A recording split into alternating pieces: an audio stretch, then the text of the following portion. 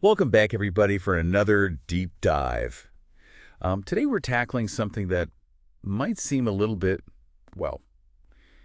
counterintuitive, at least at first. Yeah, We're definitely. talking about surrender. And Exactly. I think, a lot of our listeners are probably in the same boat that I'm in, where we're looking to kind of learn how letting go can actually be a good thing, especially when we're talking about mental health and resilience, right? Absolutely. And we're going to be looking at a document today called The Power of a Surrendered Life for Mental Health and Resilience. Okay, so, we're always told to hustle and to push harder to be, take control. Right, right. But this document is saying that embracing surrender is actually a much better strategy for navigating all of the curveballs and the challenges that life throws at us. For sure, for sure. So I guess to kind of kick things off, how does the power of a surrendered life actually define surrender? Yeah. Because I think a lot of people, when they hear that word, they immediately think giving up, waving the white flag. Yeah, I think that's a really common misconception. Surrender in this context is really about recognizing and accepting what's truly beyond our control. And so we're not talking about, you know, passively resigning yourself to a bad situation or just kind of giving up, but it's more about acknowledging the reality of what is and working with it rather than constantly fighting against the current. Okay, so it's about picking your battles. In a way, yeah. Okay. So, for example, think about past events. Those are completely out of our control. Or maybe certain relationships that are causing stress and anxiety. We can't force people to change, right? But we can shift our perspective on how we relate to them. Oh, so it's not about, accepting, negativity or distress. It's more about accepting a situation for what it is. Right. And choosing how you respond to it. Yeah. Okay, that makes a lot of sense. Yeah. It's like I love to garden, but I learned the hard way that I can't, will my plants to grow faster? Right. No matter how much I want those tomatoes to ripen in June, there's a natural process there that I can't control. What I can control is creating the best possible environment for them to thrive. Yeah, I love that analogy. That's a great example. And the document actually emphasizes that this shift in focus can have a profound impact on our mental health. When we let go of that constant need to control everything, we actually reduce a significant amount of stress and anxiety, because that constant state of hypervigilance trying to manage everything perfectly, it takes a toll on our nervous system. Yeah. It's like our sympathetic nervous system, the fight or flight response is stuck in overdrive. It's no wonder so many people are feeling burned out these days, like we're all wired to be on high alert all the time. Exactly. And surrender is about recognizing when it's time to step back from that, to give our nervous system a break. I'm starting to see how this connects with resilience, which is another key theme in this document, right? You're right on. There's a fascinating link there.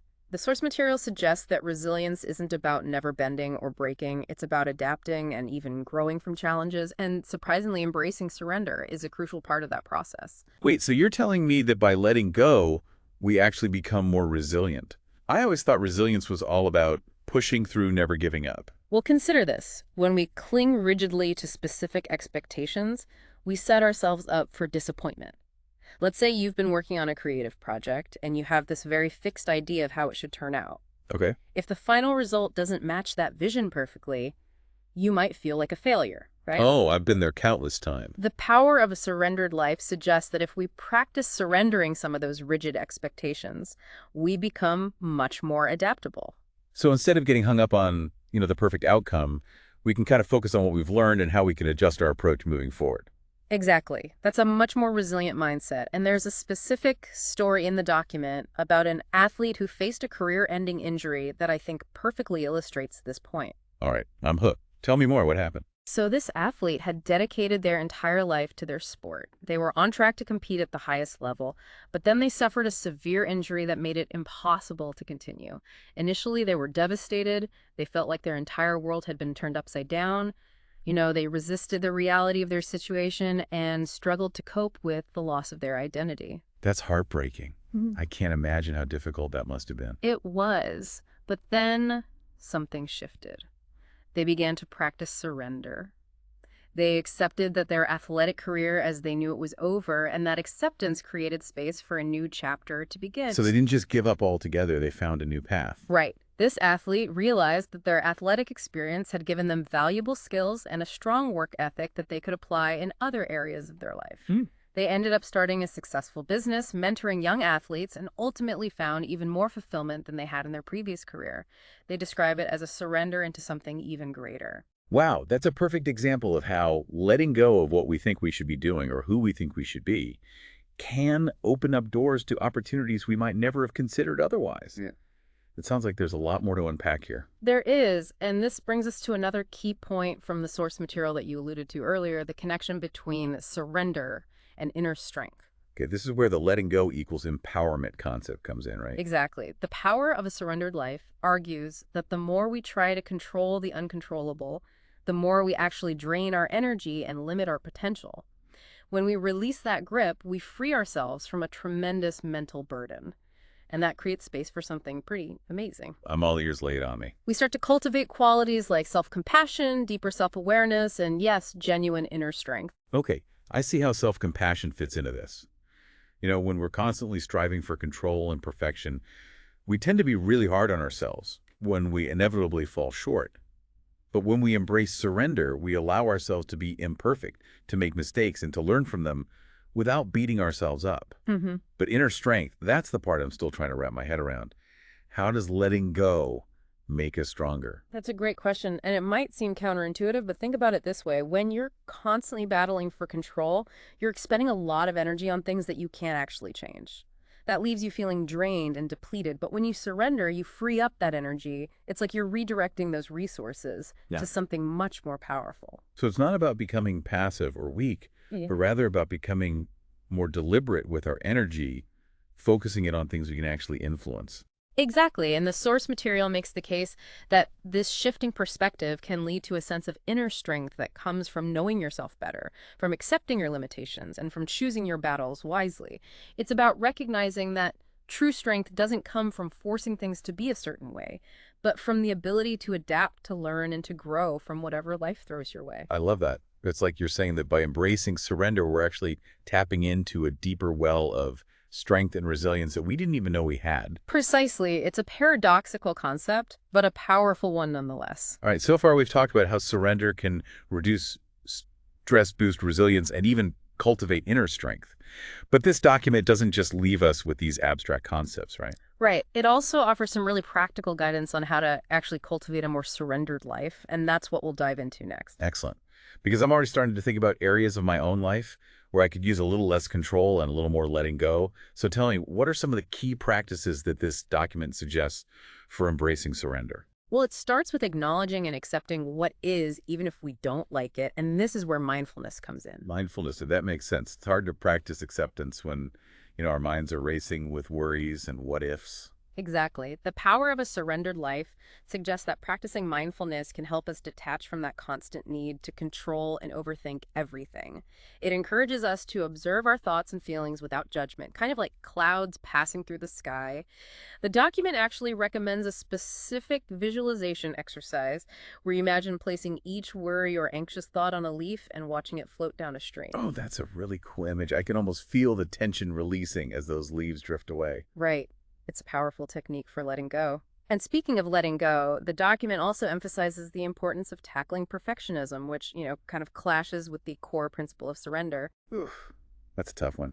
I can be a bit of a perfectionist myself, especially when it comes to my work. I think a lot of us struggle with this, right? It's like we're conditioned to believe that we always have to be striving for flawlessness. Absolutely. And this document argues that perfectionism isn't just an annoying personality quirk. It can actually be a major obstacle to embracing surrender. Because when we're fixated on everything being perfect, we're constantly fighting against reality. Exactly. Things will inevitably go wrong. Mistakes will be made, and that's okay. In fact, the power of a surrendered life suggests that those imperfections are often where the most valuable learning and growth occur. It encourages us to reframe our thinking about mistakes. Instead of seeing them as failures, see them as opportunities for growth and learning. So instead of, beating ourselves up over every little imperfection, we can ask ourselves, what can I learn from this? How can I do better next time? Exactly. It's about adopting a growth mindset, which is actually another key principle discussed in this document. Interesting. I'm starting to see how all these concepts are interconnected. Acceptance, mindfulness, letting go of perfectionism. It's like they all work together to support this overall philosophy of surrender. They do. And it's not just about our internal world either. The power of a surrendered life also emphasizes the importance of embracing vulnerability in our relationships with others. So now that's a topic that always makes me a little uncomfortable. I think a lot of us have been conditioned to believe that vulnerability is a weakness. It's a common misconception, but the document makes a compelling case for why vulnerability is actually essential for building authentic connections and deeper relationships. It talks about how trying to present a perfect facade all the time is exhausting and ultimately prevents us from experiencing true intimacy. Because real connection requires us to let our guard down, right? To be seen for who we truly are, imperfections and all. It's about allowing ourselves to be truly known, even if that means risking rejection or judgment. Precisely. And while that can feel scary, the document suggests that the rewards are well worth the risk. So vulnerability is about trusting that even if we show our less than perfect selves, we'll still be loved and accepted. Exactly. And that trust is a powerful thing. It allows us to build deeper, more fulfilling relationships. Okay, so we've covered a lot of ground here. Acceptance, mindfulness, letting go of perfectionism, embracing vulnerability. It's a lot to digest. It is, but the core message is pretty simple. Surrender isn't about giving up or becoming passive. It's about choosing to let go of what we can't control and focusing our energy on what we can. It's about recognizing that we don't have to have all the answers, that it's okay to ask for help, and that true strength comes from embracing our imperfections and learning from our mistakes. Beautifully put.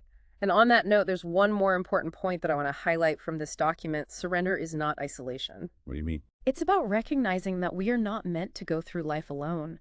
In fact, one of the key practices emphasized in the power of a surrendered life is seeking support when we need it. It could be from friends, family, a therapist, a support group, or even a spiritual community. It's about acknowledging that we all need help sometimes, and that reaching out is a sign of strength, not weakness. So it's about allowing ourselves to be supported, to lean on others when we're struggling, and to celebrate our wins together. Exactly. It's about building a network of people who can help us navigate life's challenges and remind us that we are not alone. This is such a powerful message. It's so easy to get caught up in the hustle culture mentality of trying to do everything ourselves. But this document is a powerful reminder that we don't have to. We don't. And in fact, we're much stronger and more resilient when we allow ourselves to be supported by others. It's like we're tapping into a collective well of wisdom and experience. This all makes so much sense. But I'm wondering, how do we know when to surrender? Isn't there a risk of surrendering too easily, of giving up on things we should actually keep fighting for? That's an insightful question. And the document acknowledges that finding the balance between surrender and perseverance can be tricky. It suggests that discernment is key. Surrender is not about becoming passive or resigning yourself to a fate you don't want. It's about recognizing the difference between what you can control and what you can't. So it's about being strategic with our energy, Yes. right? It's Not wasting it on things we can't change, but focusing on what we can influence. Exactly. And sometimes surrendering to a situation might actually give you more leverage to create positive change in the long run. Remember the athlete we talked about earlier? They didn't just passively accept their injury, they used it as an opportunity to reinvent themselves and ultimately achieve even greater success. That's a great point. It's like sometimes we have to let go of the old to make space for something new and even better to emerge. Precisely. It's about trusting that the universe has a plan, even if we can't see the bigger picture right now. Okay, I'm starting to really get this. It's not about giving up our dreams or becoming doormats. It's about recognizing that sometimes the path to our goals might take unexpected turns, and that's okay. It's about being open to those twists and turns and trusting that they might actually lead us to something even more amazing than we could have imagined. That's the spirit. And this document also explores the fascinating link between surrender and overcoming fear. It suggests that our fear often stems from our resistance to uncertainty. We're afraid of what we can't control, of the unknown. I think that resonates with a lot of people, especially in today's world where it feels like everything is constantly changing. It does. And the document argues that when we practice surrender, we essentially make peace with uncertainty. We accept that we can't predict the future and choose to trust that things will unfold as they should. So it's like we're releasing the need to have all the answers and embracing the mystery of life. Exactly. And when we do that, something incredible happens. Our fear starts to dissipate. Not because the source of the fear has disappeared, but because we've shifted our relationship to it. We're no longer fighting against it. We're allowing it to be there without letting it control us. It's like we're saying, okay, fear, I see you, I acknowledge you, but I'm not going to let you run the show. Beautifully put. And that's an incredibly empowering realization. This has been such an insightful conversation. I'm already starting to think about areas in my own life where I could benefit from a little more surrender. It's like a whole new way of looking at challenges and opportunities. It is. And I think one of the most powerful takeaways from the power of a surrendered life is that surrender is not a destination. It's a journey. It's an ongoing practice of letting go, trusting the process, and embracing the unknown. It's about showing up each day with a willingness to loosen our grip on the things we can't control and to focus our energy on what we can. Exactly. It's about making conscious choices that align with our values and that create space for more peace, joy, and fulfillment in our lives. I love that. So as we wrap up our deep dive into the power of a surrendered life, what's the one key message you hope listeners will take away from this conversation?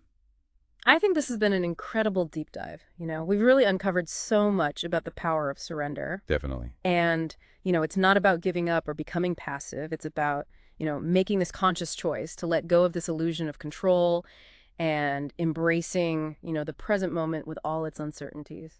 I couldn't agree more. And I think, the most important message to take away from this is that surrender is not a weakness. It's actually a source of incredible strength and resilience.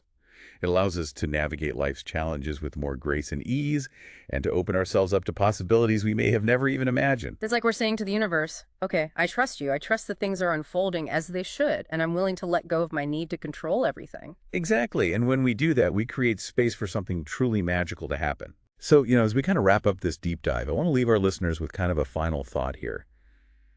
What aspect of your life might benefit from a little more surrender right now?